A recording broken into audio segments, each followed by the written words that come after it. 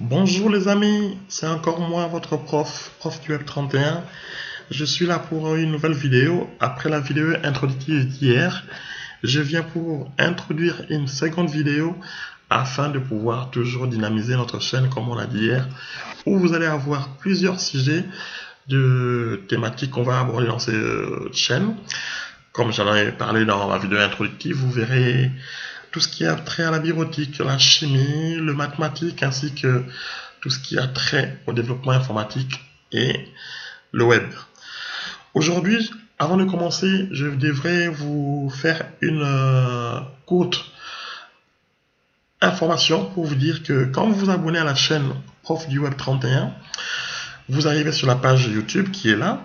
Vous avez normalement le bouton abonner qui est rouge. Vous cliquez, quand vous cliquez, il devient gris. Et n'oubliez surtout pas de pouvoir, au niveau de la cloche, venir choisir l'option toutes. Par défaut, quand vous vous abonnez, la cloche est au niveau du statut personnalisé. Ces statuts tournent avec les robots YouTube qui vous avertissent ou pas quand la vidéo est mise en ligne. Par contre, quand vous sélectionnez l'option toutes, là vous ne manquerez aucune notification d'une vidéo qui sera mise en ligne. Je vous conseille fortement, quand vous vous abonnez sur la chaîne, de venir, une fois abonné, venir cliquer sur la cloche et choisir l'option toutes afin que vous soyez notifié en temps et en heure de toutes nos vidéos qui seront mises en ligne. Ça, c'était pour commencer. Aujourd'hui, nous allons voir comme vidéo. Hier, un de nos chers élèves nous a demandé une question de savoir comment pouvons-nous faire pour installer le logiciel pour commencer à développer quand on est débutant. La question c'est une bonne question et je vais essayer de pouvoir cadrer la réponse. Quand on est jeune développeur, quand on est débutant, comme notre cher élève, qu'est-ce qu'on va faire? Il y a plusieurs outils. Il y a plusieurs outils de développement. Il y a plusieurs environnements. Il faut d'abord savoir, première chose, dans quel langage de développement nous sommes amenés à développer. Aujourd'hui, il y a plusieurs langages de développement en informatique.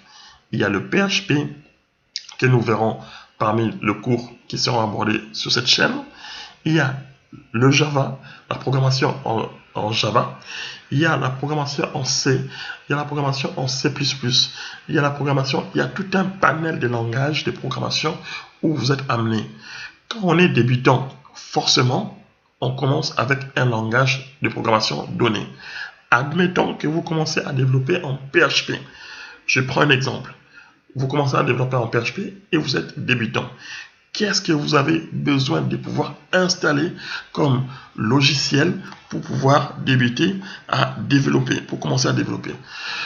Quand vous devez développer en PHP et que vous êtes débutant, il s'offre à vous un certain nombre de outils de développement qu'on appelle en langage informatique les IDE. IDE pour dire simplement Integrated Development Environment. C'est en anglais, en français c'est environnement de développement intégré. C'est un logiciel qui vous permet, qui vous facilite la vie dans le développement. Il a pas mal de colorations qui vous permettent de pouvoir vous retrouver quand vous faites des erreurs. Parmi ces logiciels, il y a Sublime Text 3, dans sa version 3. Vous allez sur Google, vous tapez Sublime Text et vous tomberez sur Sublime Text. Vous cliquez sur Download. Je ne le ferai pas parce que je l'ai déjà installé chez moi, dans ma machine. Et vous voyez, suivant la version de votre PC, Windows ou Linux, vous avez un logiciel, vous avez l'exécuteur qui va avec. Donc, la première chose, vous allez là, il est gratuit et vous pouvez le customiser comme moi j'ai pu faire. Vous pouvez ajouter plein de choses pour pouvoir le customiser. À part ces outils, il y a d'autres, il y en a plein. Il y a ceux qui sont payants et ceux qui sont libres de téléchargement. C'est ce qu'on appelle en langage informatique le logiciel open source. Celui-ci, il en fait partie. C'est un logiciel open source que vous pouvez télécharger et pouvoir utiliser à votre escient. Il y a un autre que moi j'affectionne particulièrement, qui fait pas mal de travail depuis son apparition, c'est l'outil de développement Visual Studio Code. Il est très très sympa. Voici un peu sa présentation. Moi, je l'ai installé chez moi. Donc, ça, c'est l'interface de l'outil Visual Studio. Il vous permet de développer quand vous commencez en PHP. Et là, vous avez un onglet où vous avez toutes les pages de votre projet de développement que vous commencez. Il y a des différentes sections, notamment ici, la section la plus importante où vous avez les extensions. Les extensions vous permettront de pouvoir chercher de snippets, c'est-à-dire des bouts de code qui vont enrichir votre environnement de développement. Et Visual Studio Code en propose un large panel.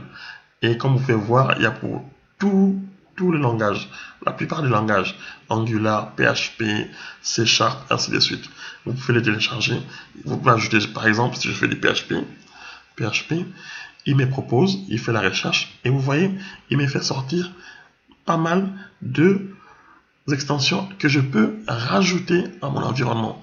Vous voyez, quand vous avez l'icône de la roue, ça veut dire que cette extension est déjà comprise dans vous l'avez déjà installée dans votre environnement de développement. Par exemple, le PHP IntelliSense, moi je ne l'ai pas encore installé. Qu'est-ce qu'il fait si on doit regarder? Il vous permet de pouvoir, voilà, comme on peut le voir, faire l'autocomplétion, qui est très intéressant quand vous êtes débutant, parce que ça vous aide dans l'écriture de votre programme. Donc, il y a celui-ci. Ça, ce n'est que pour le développement. En PHP, il ne suffit pas simplement de pouvoir installer cet environnement, Visual Studio Code ou Sublime Text. Il y a aussi Notepad++. Vous pouvez le voir toujours en faisant une petite recherche sur Google. On tape Notepad++. Notepad++. Lui, il est très très simple. Vous pouvez aussi le customiser.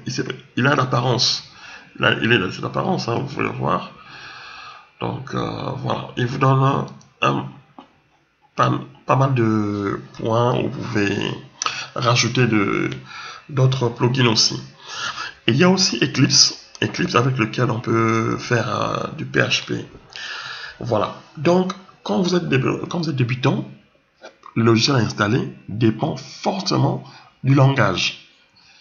Si vous développez en PHP, certes, de base, tous les langages ont besoin d'un IDE. C'est ce que je vous montre tout à l'heure. Sublime Text, Notepad, Eclipse, il y a Visual Studio Code que je vous ai montré. Ça, ce sont des logiciels de développement intégré qui sont gratuits. À côté de cela, il y a aussi des logiciels de développement intégré qui sont payants. Il y a par exemple la maison JetBrains qui fait pas mal de logiciels qui sont vraiment très bien. Ils sont payants. Aujourd'hui, pour moi, je préconise plus Visual Studio Code parce que c'est un outil qui est open source, et quand vous avez des bons plugins, des bonnes extensions, vous êtes amené à faire du bon travail. Vous voyez, ça c'est un IDE qui est payant, et suivant le langage, vous pouvez trouver votre IDE. Il a une version qu'on appelle, voilà, il couvre pas mal de langages. Il y a du JavaScript, il y a du .NET, il y a du PHP, il y a du Java. Donc, avec cet outil de développement intégré, vous pouvez faire tous ces langages. Mais par contre, c'est payant. Il y a une version gratuite, une version qu'on appelle, si on va dans le download, à partir de download, on va voir la partie download. JetBrains, c'est l'éditeur, et c'est plutôt IntelliJ, l'IDE. IntelliJ c'est l'IDE, et l'éditeur c'est la maison JetBrains. Donc voilà. Comme je vous disais tout à l'heure, avec lui vous pouvez faire pas mal de langages. Il est payant. Il y a deux versions. Il y a la version Ultimate qui est gratuite pendant un mois, et il y a la version payante où vous avez plein de... Et là vous pouvez voir, il y a différentes options qui sont comprises ou pas, suivant que vous optez pour telle ou telle version, suivant la version Ultimate ou la version complète, où il y a forcément à payer une licence. Voilà. Pour ma part, je vous conseille fortement d'utiliser soit Sublime Text, que vous pouvez enrichir avec différents plugins, soit vous utilisez Visual Studio Code. Et pour le moment, moi, c'est l'éditeur que j'utilise le plus souvent dans tous mes projets, dans tous mes langages. C'est lui. Il est tellement bien fait, il est tellement couvert de beaucoup de fonctionnalités. Il a un terminal intégré qui vous permet de faire du déplacement dans vos répertoires très simplement. Donc, vous avez vraiment tout ce qu'il faut avec lui. Donc là, il me liste tous mes répertoires qui sont dans mon truc réforme de site, là, dans mon dossier réforme de site. Donc, je vous préconise pour vos développements en tant que jeune développeur d'opter pour la solution de Visual Studio Code et en l'enrichissant, bien sûr, comme je vous ai dit, avec des extensions qui vont faire une très bonne affaire pour que vous puissiez avoir de quoi bien développer. Par exemple, ici, quand vous venez dans extension, le 4 briques là, vous venez ici, là où il y a les 3 barres, vous allez voir, je vais vous montrer moi ce que j'ai installé comme extension, Show Install Extensions en anglais. Ça filtre les extensions que moi j'ai pu installer ici. Vous voyez, j'ai installé des instructions pour plein de langages, pour Angular, pour Bootstrap, pour CSS. Donc, vous voyez, donc on fera si vous voulez, si vous êtes intéressé pour que je puisse faire une vidéo complète sur lui, je vous le ferai volontiers avec des explications bien détaillées, avec les différentes extensions qui sont vraiment nécessaires pour faire du bon travail et qui va permettre à ce que vous puissiez avoir une version équivalente à une version d'un éditeur payant. Donc, ça c'était au niveau de l'éditeur. D'accord.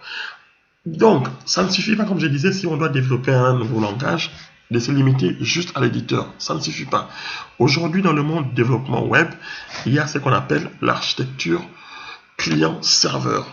Je vais vous la présenter quelque part là. Il y a l'architecture client-serveur. Ça vous montre les interactions côté client et côté serveur. Qu'est-ce qui est fait quand on est dans la partie client et la partie serveur? Donc, moi je suis là, je suis développeur, je vais faire mon traitement ou quoi. La partie cliente, il y a le développeur, il y a le logiciel qui sont intégrés, qui sont faits là, et il y a la partie serveur. La partie serveur, vous êtes amené à pouvoir installer un logiciel qui devra vous permettre de pouvoir développer. Et ça, par exemple, dans l'exemple que j'ai pu prendre, si on doit développer en PHP, le serveur qui doit faire l'affaire, c'est WAMP Server. WAMP Server, c'est pas le seul, bien sûr. Vous pouvez aussi faire du XAMPP, WAMP Server. Donc, vous le téléchargez et avec lui, plus l'IDE, c'est parmi les logiciels qui vous seront suffisants pour pouvoir développer votre application. Et il y a aussi ce qu'on appelle les gestionnaires de sources aujourd'hui. Vous pouvez utiliser le Git pour pouvoir versionner vos fichiers. On en parlera. C'est quoi Git? On en parlera dans une prochaine vidéo. Et aussi, vous créez un compte GitHub pour pouvoir sauvegarder vos fichiers.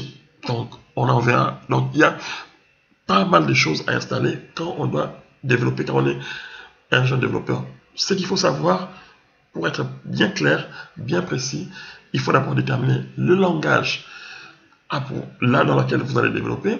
Une fois que le langage est connu, vous serez amené à savoir quel outil à pouvoir prendre. Ce qui est sûr, on sera amené ipso facto à pouvoir installer un environnement de développement intégré, un IDE, que je vais montrer, et ensuite on sera amené à installer un serveur d'application pour pouvoir tester l'application qu'on développe. Et bien sûr, on sera amené à télécharger d'autres logiciels qui sont là pour vous accompagner dans le développement. Je vous ai cité Git tout à l'heure, qui est un logiciel open source, libre de téléchargement, qui vous permet de pouvoir gérer vos sources, et GitHub, un compte GitHub pour vous permettre de sauvegarder vos fichiers sources. Voilà. Donc, c'est tout pour cette vidéo. C'est ce que j'avais à vous montrer et je vous invite à suivre la prochaine vidéo qui sera sur la partie Angular et Spring Boot, comment développer une application e-commerce. Merci, à bientôt. Au revoir.